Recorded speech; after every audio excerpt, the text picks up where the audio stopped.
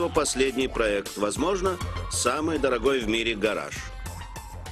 Это один из моих первых проектов 80-х годов. Я поставил этот Мерседес на тракторные колеса.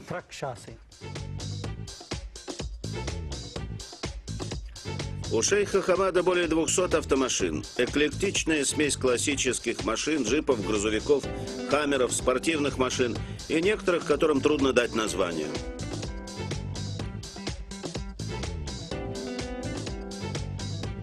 Многие его собственной конструкции.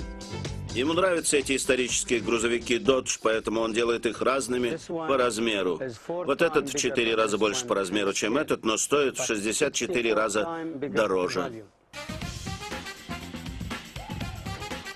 Внутри тут еще один настоящий дом на колесах для поездок по пустыне.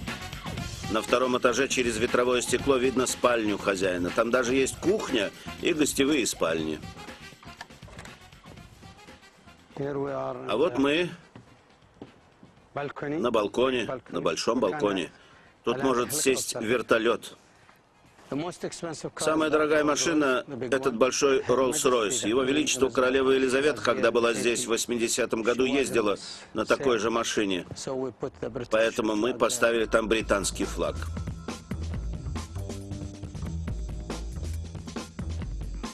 Благодаря одной из частей автоколлекции, которая вся стоит $20 миллионов, шейха Хамада называют «Радужный шейх». Это моя разноцветная коллекция.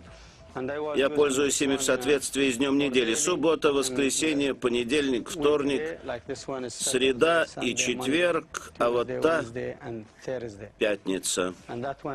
Я заказал эту машину на свою свадьбу в 84 году. Это был специальный заказ.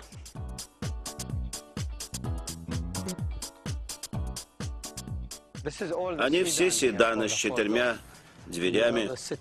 У нас разные модели, и старые, и знаменитые DS. Вот еще один Rolls-Royce и нью-йоркское такси.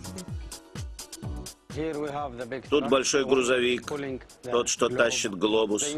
Его используют на нефтепромыслах, и он стоит около $700 тысяч. А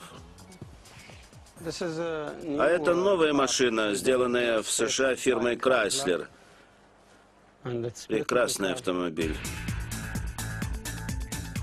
В ближайшие месяцы шейх Хамад откроет двери своего музея машин для широкой публики.